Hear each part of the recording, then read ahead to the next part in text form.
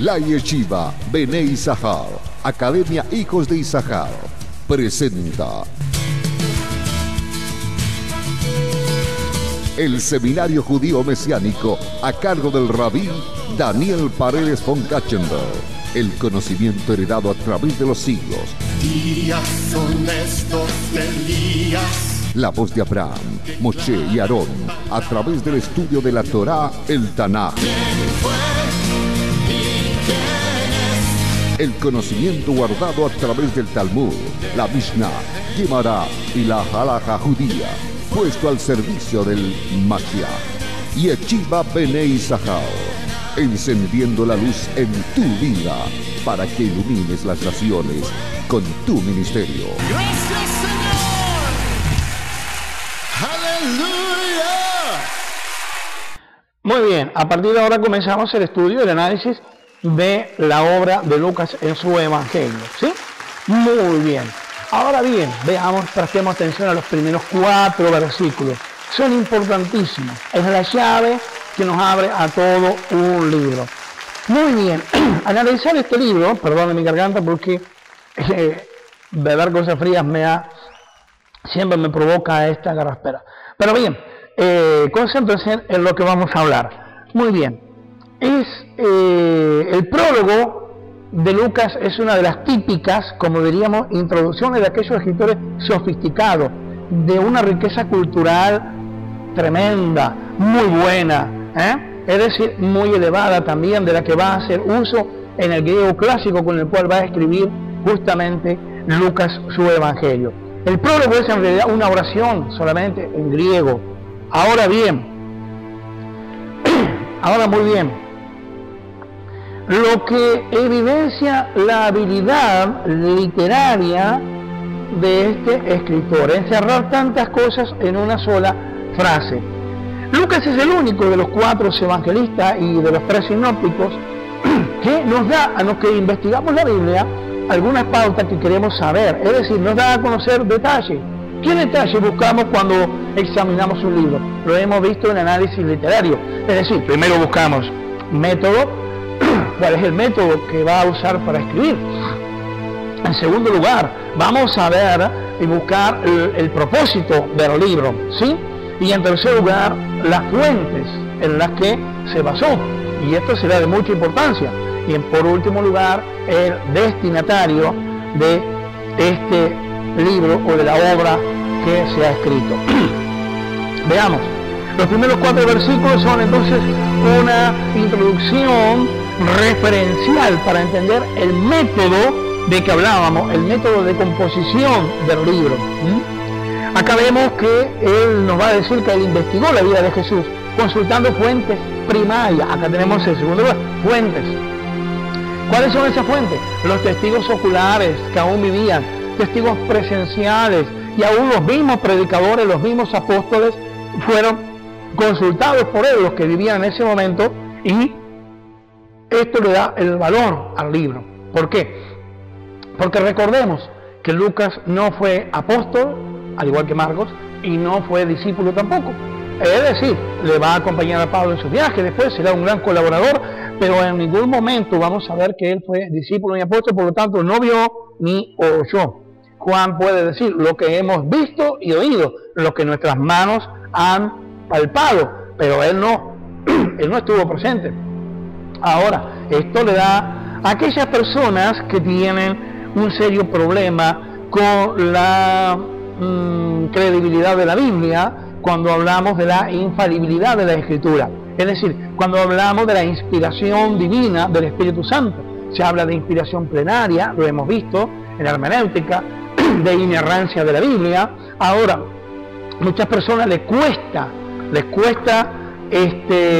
tomar fe en la palabra de Dios en un libro como este, cuando ve y hace un análisis y determina de que Lucas no ha sido ni siquiera apóstol ni discípulo de Jesús, simplemente acompañó a uno de los apóstoles tardíos como Pablo de Tarso. Pero justamente acá hay evidencias, aquí hay relatos, y él en su introducción nos hace saber que él ha investigado, que él ha estudiado, que él ha, como diríamos, en todo momento consultado las fuentes oculares y presenciales de los hechos que él va a narrar. Esto nos da un sentido de historicidad, esto nos da un sentido de credibilidad aún mayor a los escritos de Pablo. Por lo tanto, si alguien cree que, bueno, en esa eterna disputa entre si la Biblia contiene o es la palabra de Dios, bueno, este libro le va a dejar en claro de que hay en el Evangelio y para la historia del Evangelio, la historia de Jesús, bases claras, testimoniales, bases que son testigos oculares y presenciales, que son las fuentes en las que se basa el relato de este escritor posterior a los discípulos. Muy bien, introduzcámonos al prólogo. Al prólogo, como ya hemos dicho, esto ayuda a sustentar la fe de aquellas personas que no pueden creer que la Biblia sea inspirada por Dios. Es decir, que el Espíritu Santo puso las palabras en las personas que iban a escribir estos libros. Ahora bien, veamos la cartilla que tienen así, que hemos preparado en ese bosquejo que hemos seguido.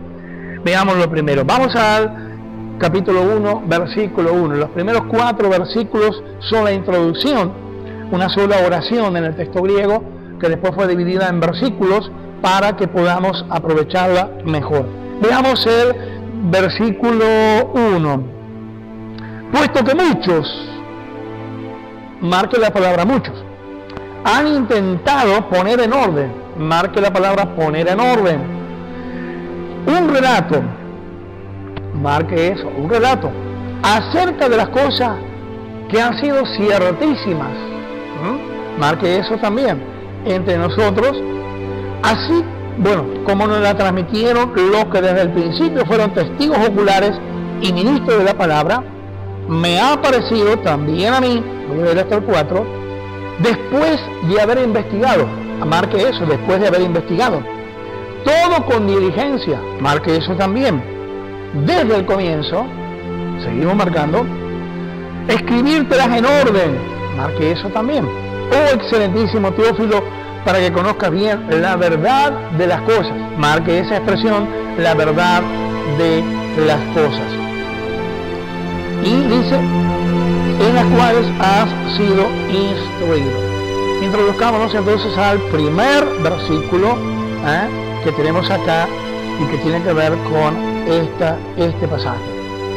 Puesto que muchos han intentado poner en orden un relato acerca de las cosas que han sido ciertísimas entre nosotros. Acá nosotros vamos a ver que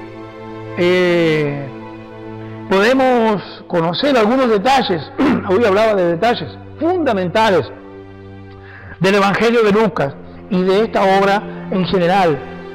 Nunca hay que perder de vista siempre la perspectiva, decir de que esto tiene una continuación, son 2 tomos. Es una historia en 2 tomos. Primero, había muchas historias escritas acerca de Jesús y de su persona, su obra y su mensaje. Esto es absolutamente creíble, puesto que sabemos que en el pueblo del siglo I, allá en la tierra de Israel, registraba por escrito aquellos acontecimientos de interés para ellos. Sería inaudito que un acontecimiento como este no hubiera sido registrado en la historia. Lo que nos interesa saber es que hay muchos ya habían escrito. De ahí que muchos hay apócrifos y otros andan por ahí perdidos. En segundo lugar, ¿qué es lo que vamos a ver acá? Que la perspectiva del análisis y de la producción literaria de este autor, de Lucas, es esencialmente histórica. Nos va a transmitir un punto de vista histórico. De hecho, la palabra que Lucas utiliza acá en el prólogo, lo podemos ver, allí nos dice, para decir un relato, para poner en orden un relato. La palabra relato es la palabra que ustedes conocen como diégesis, en griego, diégesis, un relato. pero un relato histórico en orden, paso por paso, punto por punto. Muy bien. Es decir, hay una narración de acontecimientos, pero basados en hechos comprobables. En tercer lugar, este primer versículo nos deja también esta perspectiva, la de aquellas cosas que son, como dice así en la introducción, el objeto de la investigación y transmisión, dado que tienen un carácter y una naturaleza de ciertísimas.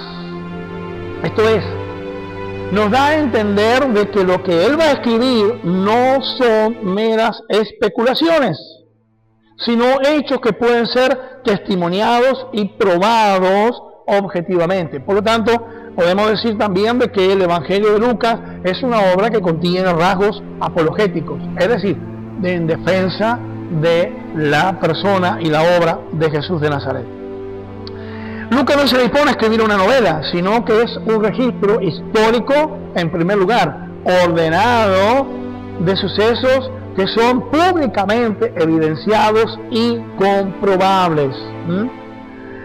Este es un detalle importante, dado que Lucas se identifica plenamente con los creyentes en Jesús y se presenta él mismo como uno de ellos acá al hacer esta investigación.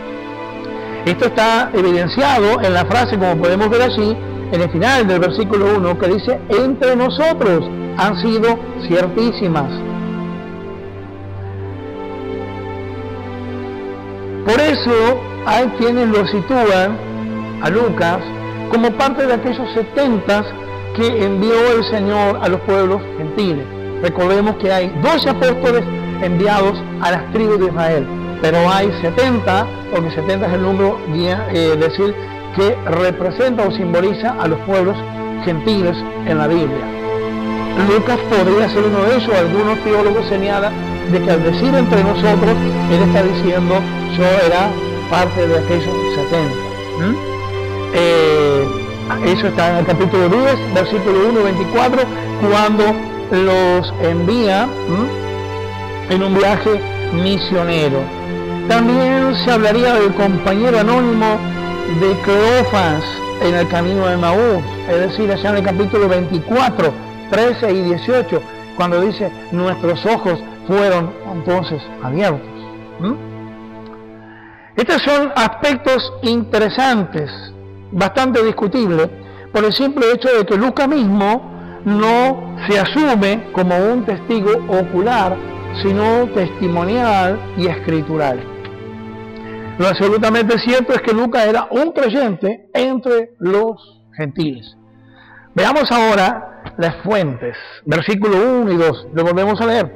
Nos dice: puesto que muchos han intentado poner por orden un relato acerca de las cosas que han sido ciertísimas, verso 2, entre nosotros, así como nos las transmitieron los que desde el principio fueron testigos oculares y ministros de la palabra. A más de fuentes documentales, vemos que Lucas utiliza varias fuentes no escritas u orales, es decir, que han pasado de boca en boca. Esta es una cuestión que es importante describir al análisis de este libro, porque es el sustento sobre el cual descansa toda la investigación y el aporte que él, como escritor sagrado o geógrafo, puede hacer y dar. Muy bien, es su aporte. Ahora, veamos las fuentes. En primer lugar, sabemos por la historia que hubo muchos hombres en el siglo I capaces de escribir informes bastante amplios, ¿sí? Hablamos de un Plinio, hablamos también de un Josefo, hablamos de muchas personas que son escritores así. Más después hablaremos de un Policarpo, hablaremos de un, más todos aquellos, Justino Mártir, todos esos hombres de la patrística. Ahora, Esta fue una civilización y un momento de la historia altamente cultural. La capacidad de leer y escribir entre los judíos del siglo I era tan alta como las naciones de hoy.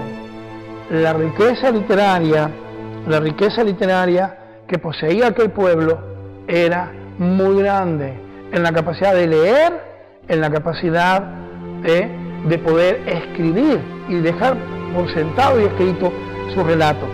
Se narra de Martín Lutero que en un momento llegó con su compañero de viaje a una casa y en aquel entonces los jóvenes, los chicos ya en edad de tener fuerza eran usados en las tareas rurales.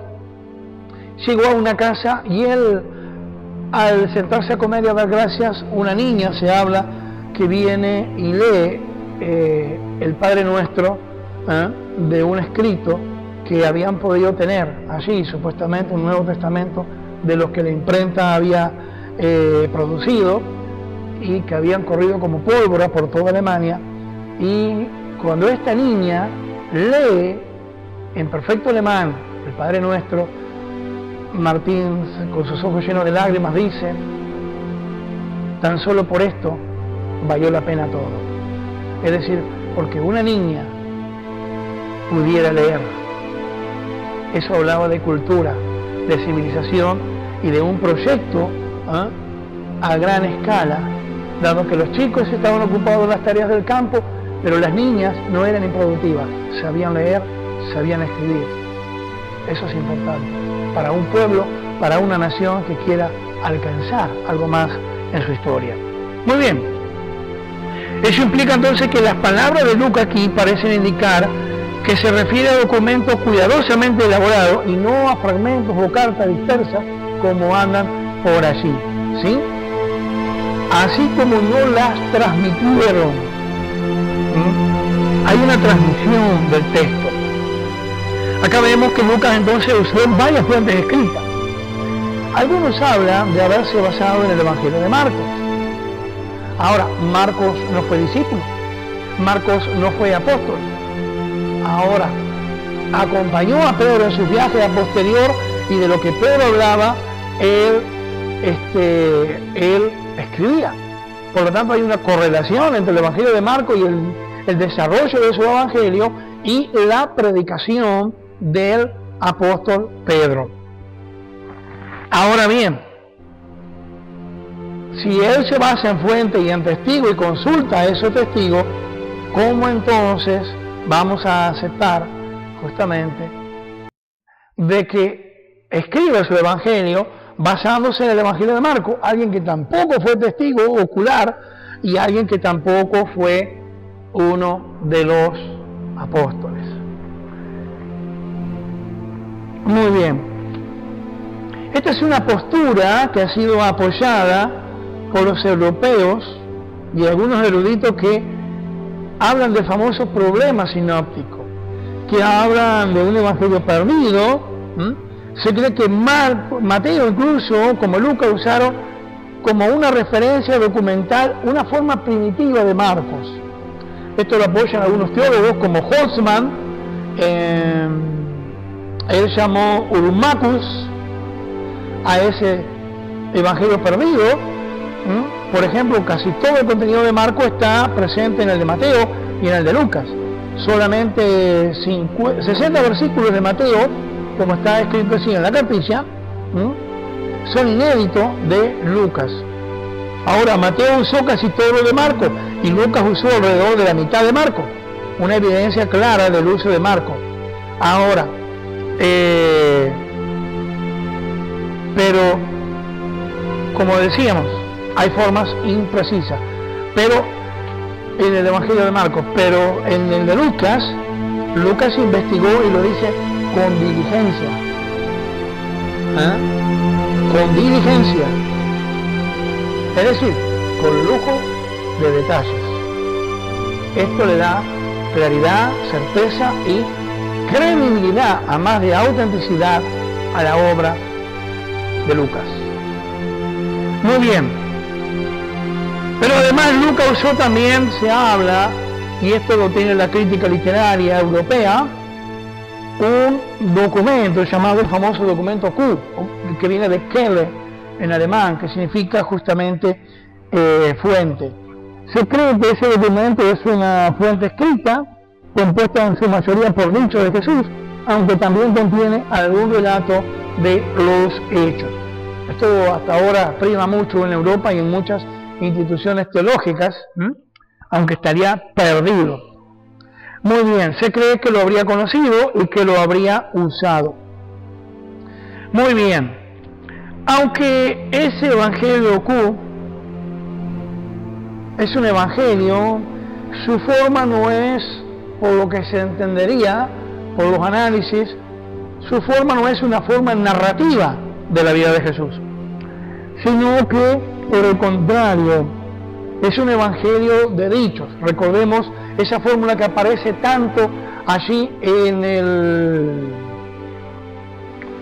el evangelio de Judas y el evangelio de Tomás. Dijo el Señor, dijo el Señor, dijo el Señor. Permanentemente las frases comienzan así. Ahora, su contenido se centra más en las enseñanzas de Jesús que en los hechos. No obstante, ese evangelio que estaría perdido, llamado Q, también registra referencia a milagros de sanidad y expulsiones de demonios, aunque la transmisión de ese contenido fue de una manera oral, su preservación fue en forma escrita, y finalmente debió haber sido un documento escrito que hubiera sido, o se cree que ha sido usado como base para la elaboración de los posteriores. Qué tremendo que es. La verdad nos deja pensando muchas cosas, ¿sí? Porque en realidad nos deja un margen de reflexión y espacio, pero en base a un documento que no conocemos y que no poseemos. La autenticidad de Lucas está demostrada por muchos autores, está demostrada por muchos padres de la iglesia, que hablan acerca de él, de su persona, y que pueden mencionar justamente este evangelio como obra y autoría de Lucas. ¿Sí? Muy bien. ¿Cómo estamos en el tiempo? Bien. Entonces, ¿por qué nos interesa este evangelio? En primer lugar, es un hombre que no fue apóstol ni discípulo de Jesús, no caminó con él, pero nos muestra el camino de Jesús a través de testimonios y relatos de aquellas personas que estaban vivas en su tiempo, a las cuales entrevistó.